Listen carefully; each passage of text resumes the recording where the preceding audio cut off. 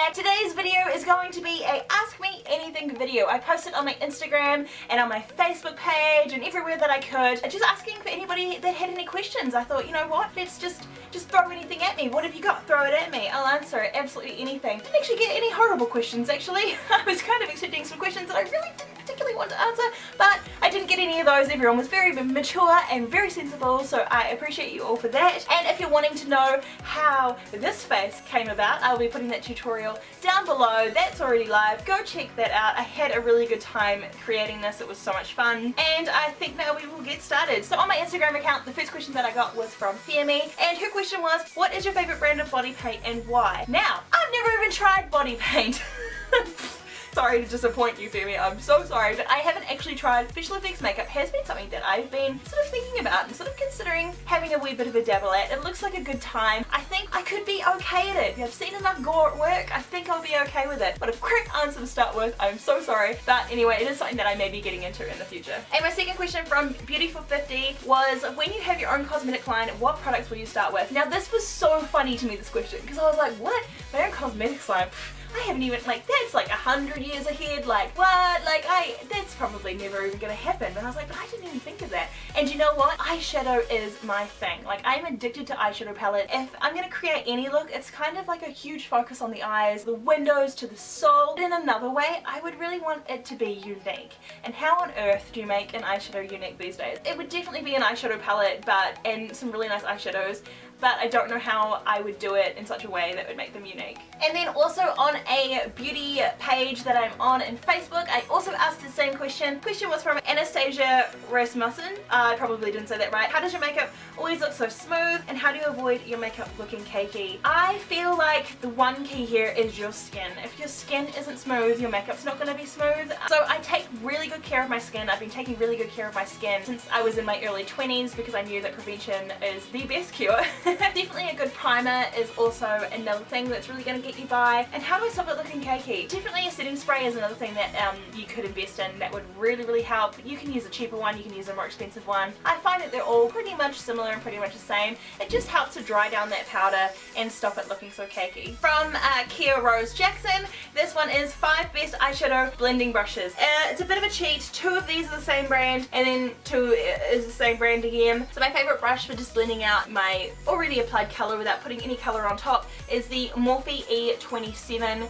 This brush is fabulous. It's big, it's fat, it's fluffy. It's really good for just blending out any lines. I love this one, and it was so cheap. My second brush that I absolutely adore, this is what I use for my transition shades, to blend out my transition shades, and this is the Morphe M441. Also just really blowing out, really fluffy.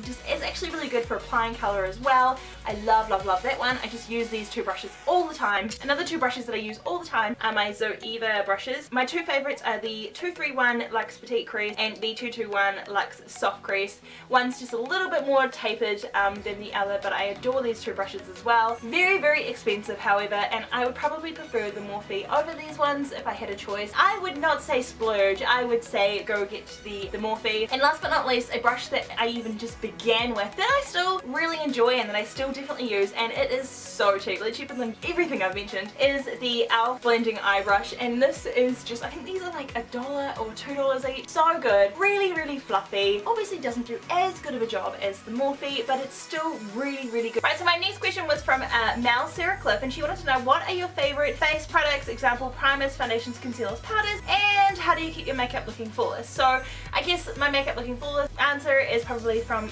my last question about how I stop my makeup from looking cakey. Now my favorite face products, so I've kind of picked a couple of each. So my favorite primer I use all the time now is the Bourjois Happy Light. This is the Luminous Serum Primer. If I'm not really wanting like a super matte base, and I'm not really wanting a super luminous, super glowy base, then I love this one. It's just a good in-between. It's not going to be too matte, it's not going to be too shiny, and it's just really hydrating for dry skin. So I highly recommend that one. My favorite foundation, so I tried to pick 3 of my favorite foundations, one really cheap, one sort of middle range, and one really expensive. So my favorite super cheap foundation is the Essence Stay All Day Long Lasting Makeup makeup. This is only like $7 or $8 or something ridiculous, and it is just a really nice, it's quite a full coverage, but it's not like a heavy full coverage foundation, and it's just really nice. My favorite middle range foundation is definitely gotta go to my MAC Studio Fix Fluid. I absolutely love this foundation. It's such a good mid-range foundation, and this lasts a really long time. It's like my #1 thing in my foundations is that it's gotta be long wearing. And my favorite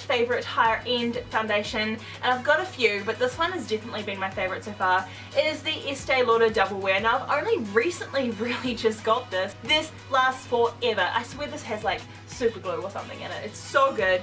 You can't even get it off at the end of the night. Like, it is that good. I love this one. And my favorite face powder that I use all the time, I have brought it numerous times. I keep repurchasing. I will always keep repurchasing, and it's really cheap, is the Rimmel Stay Matte Translucent Pressed Powder. I absolutely adore this one. It keeps your face looking matte all day, and it's so cheap. It's like $10 or something, and it lasts a really, like, quite a decent amount of time, and I just love this one. And two of my favorite concealers, I've picked a higher end and a cheaper one again, and my favorite sort of cheapy concealer would definitely have to be the LA Girl Pro Conceal.